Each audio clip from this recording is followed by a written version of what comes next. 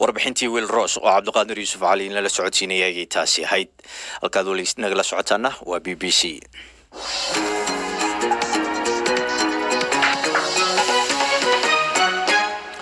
waatahay balaynu ku noqon wararkii Itoobiya xogayaha guud ee ururka oo Nalaf Cabdiraxmaan Maxamed Sheekh Mahdi ayaa sheegay inuu ku rajo fiican yahay oo rajo weyn ka qabo in heshiiskii ururku la galay dawladda Itoobiya uu u fuli doono sidii la isla meel dhigay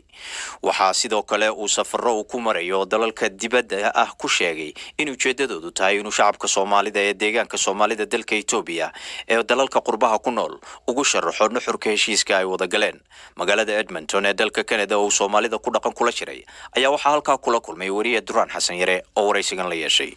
waxaan ka soo baxay jigjiga ujeedadana soo baxayna shir caalami lagu qabanay Denver shirkaas oo ujeedadiisu ahayd in guud ahaan bal warbixin la siiyo ummadda Soomaaliyeed dibadda ku nool heshiisyadii laga gaaray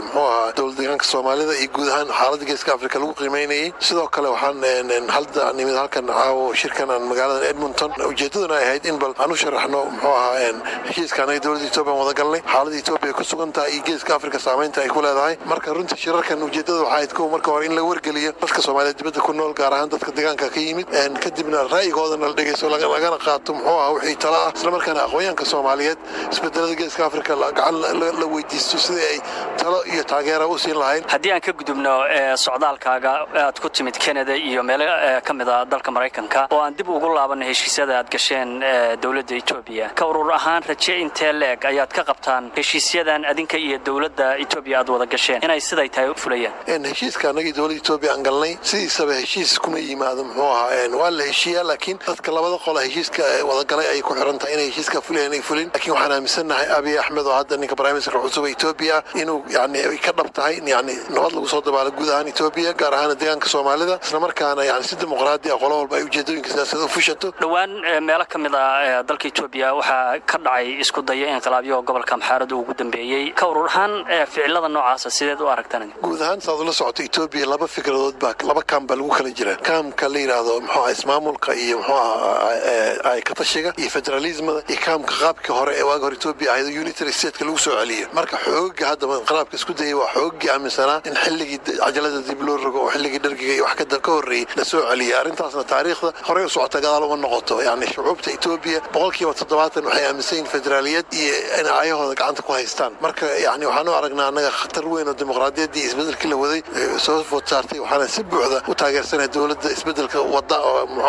Abiy Ahmed hormuudku yahay anuu mabda'in waa cad yahay waxa weeyaan nidaamka dimuqraadiyadda iyo nabadda iyo wada xaajoodka iyo xuquuqda shucuubta si nabadgelyo lagu helayo aaminsanay marka cid walba isku dayaysa in xoog isticmaasho ka soo horjeednaa ugu dambeyntii maxaad ugu baaqaysaa dadka Soomaaliyeed meel walba ay joogaan guud ahaan iyo gaar ahaan dadka ku nool gobolka deegaanka Soomaalida ee Soomaaliga waxaan ugu baaqayaa xoog waaweyn ba Geeska Afrika ka jira Soomaalina xoogaas ka mid tahay ilaahay xoogeeda ha tuso midnimo iyo walaaltinimo haddii ay midoobi waayaan isbedelka Geeska Afrika ka socday adduunka socda dad Soomaaliya ku noolaan jiray Geeska Afrika waa la oran doonaa marka midnimada ummadda Soomaaliyeed waa muqadas weey waa inay midoobaan khilaafkooda waa inay nabadgelyo ku xaliyaan anigu hadda shirkii waxaan ka sheegay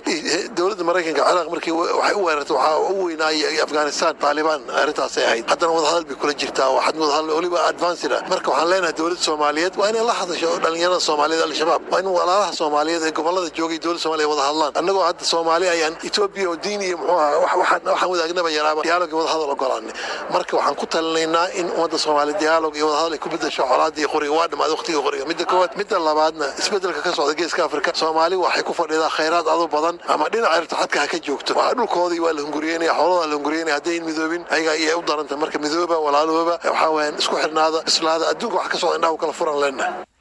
Cabdiraxmaan Maxamed Sheekh Mahdi oo waramayay Duraan Xasan Yare ayuu kaasi ahaa